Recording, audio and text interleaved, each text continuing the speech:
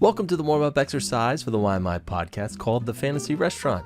In here, my guests get to pick their favorite drink, appetizer, main side, and dessert. Quite literally, anything goes. So, fresh off his trip to Italy, Mark has convinced me to try eggplant parm again. I told myself I wasn't going to be hurt by this dish anymore, but I suppose maybe I can trust again, right? It's all about finding the right place. Anyway, I hope you enjoy this meal with Mark. Mark, thank you for joining me in the fantasy restaurant today. Welcome. This is wonderful. I'm hungry.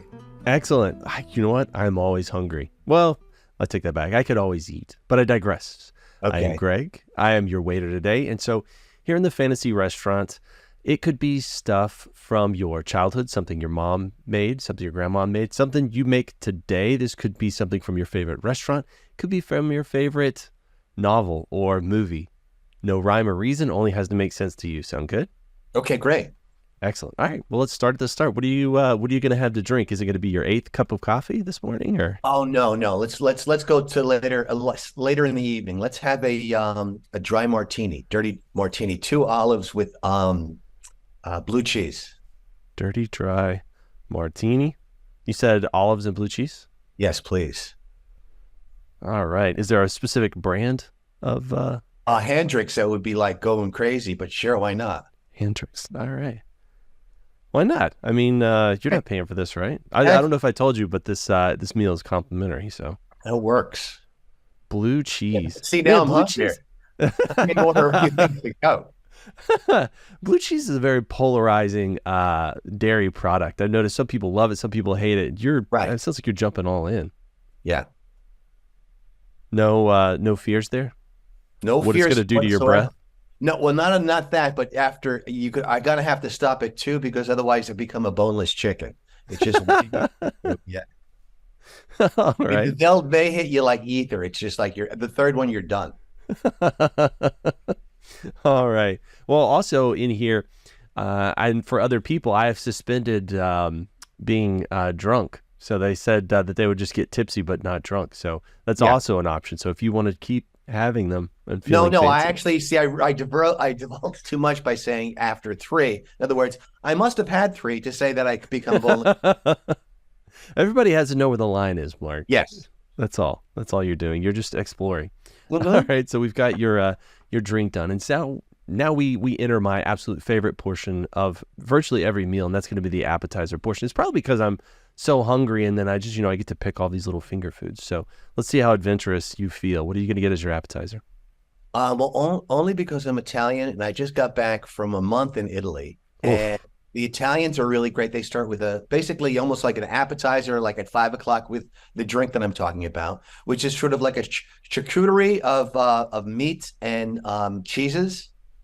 Okay, they'll have maybe a little bit of a fig. They'll have some kind of nuts. It's like a platter. Okay, but it's along with that fresh Italian bread that's just like crusty. Where you're able to sort of like kind of pick and choose what you're tasting.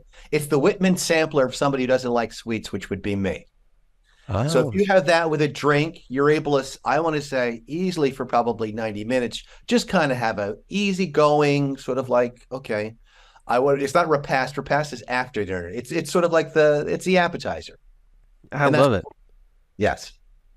And you said for 90 minutes, so you're really you're snacking on this thing, having a good time, taking in the atmosphere. Well, that's the the Italian way, just sort of like to relax. I mean, it's interesting because there are restaurants, restaurants in the United States, they want to get rid of you after like an hour and 15. Turn those tables, yeah. Right. In Italy, you're there for 2-3 hours, and they'd leave you alone. I mean, you'll see some like Italians, they're playing cards afterwards. It's just like, oh no, they're at this table for a long time. So yeah, we're going to be here for a while. So let's start with that. That's a good, like I say, 90 minutes before we start anything that's going to be considered a meal.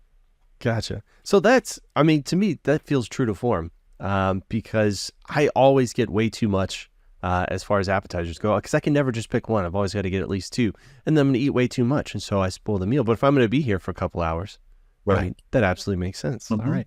Well, you also hinted at something that generally kind of works into the next portion. I call it the interstitial period, kind of between the appetizer and the main, that I call the bread/soup slash salad portion. You already mentioned some bread, so you're gonna do Right. So, in Italian, they call it like the primi, your first, okay?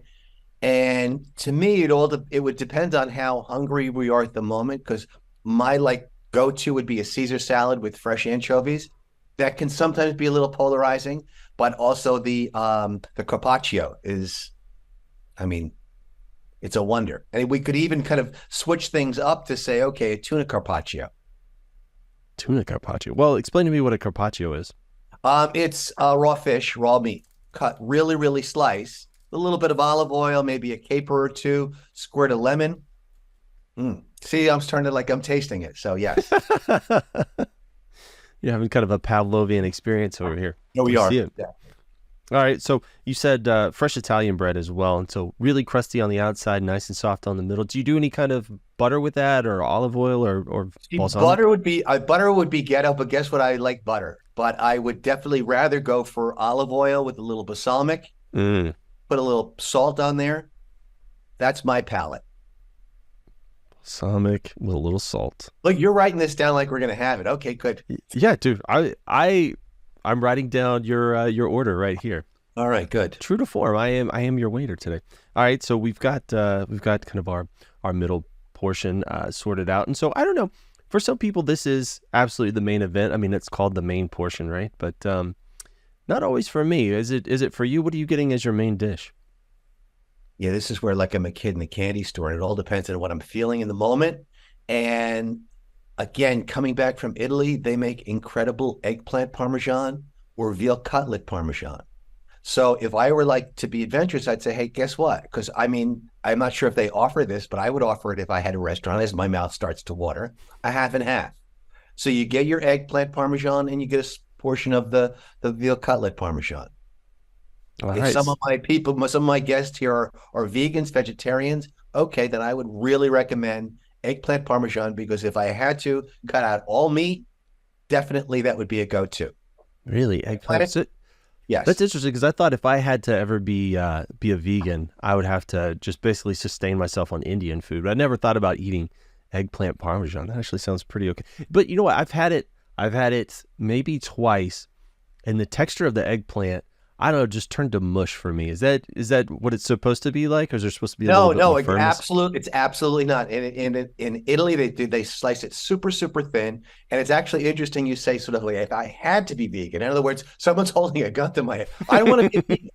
But there's a reason why, because it's sort of like even like these the meats that they're making out of the pea protein.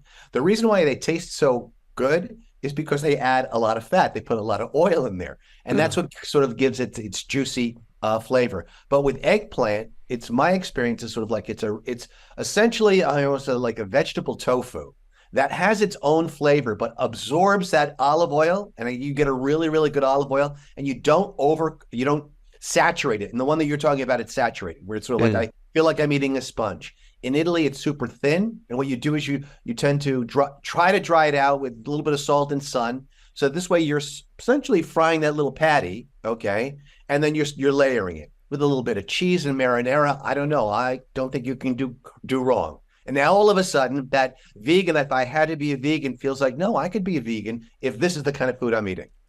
I'm on board. All right. All right. I was off the train. Now I'm back on. Hey, you're back on. Exactly.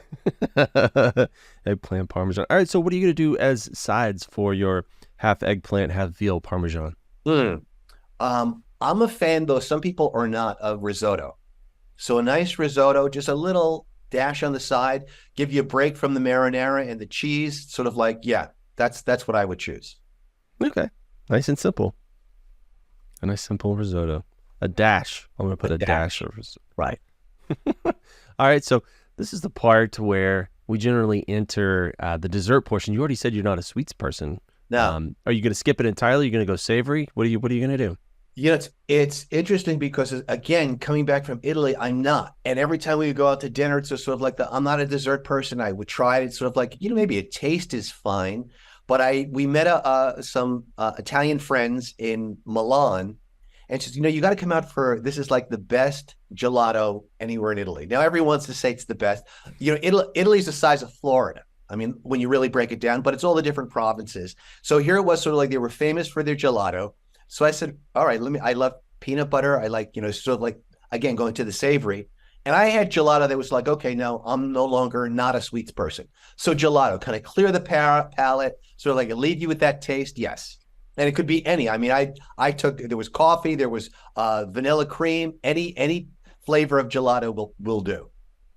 All right. I tell you what, let's do almost like a flight of gelatos. So it'll be lots Oh, of little lots taste. of little Exactly. ones. Yeah, yeah, Right. yeah, yeah. We're going around the world. Yeah, for sure. For Mhm. sure. And I've had people say I'm not necessarily a sweets person, but I'll do like a sorbet, something like that to kind of Right. clear the palate after a meal. I always thought that was it's kind of a decent idea as well. Yeah, exactly. All right. Well, gelato, are you going to close it off with a cappuccino or espresso maybe or anything like that? Hey, listen, why not? We started the day with one, let's end the day with another. Although, there's going to have to be some drinking afterwards because guess what? We have to go to sleep at some point. Yeah. No, I was going crazy with the cappuccinos all day. I don't know how the Italians actually survive because that's all they do is drink coffee, alcohol, and eat. I managed to get the diet. Sounds like they've got it right, man. Mm-hmm. All right. Well, let me read your order back to you just so I can make sure I don't screw anything up here. So we're going to start out with a dried dirty martini. We're going to do blue cheese and olives. Then we're going to move on to our charcuterie.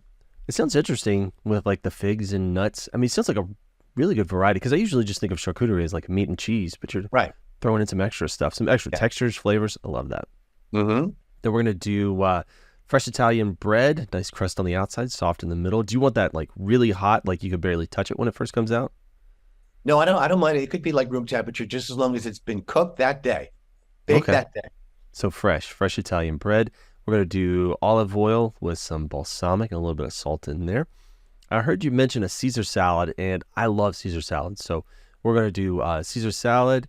And as somebody told me, the real experience is to have them make it fresh, right, tableside. So grind Exactly. everything up for you. So we're going to do that. It's because it's an experience as well, not just a meal. Then we're going to do eggplant. Well, it's going to be half eggplant, half veal parmesan with a dash of risotto on the side. Then we're going to cap it off with our flight of gelatos, kind of around the world in 80 minutes, maybe. And then we're going to close it out with a nice cappuccino. Sweet. Does that sound correct? Yeah. Welcome to Amato's Cafe. Yes. Excellent. Well, Mark, thank you for joining me in the Fantasy Restaurant. That's your Greg.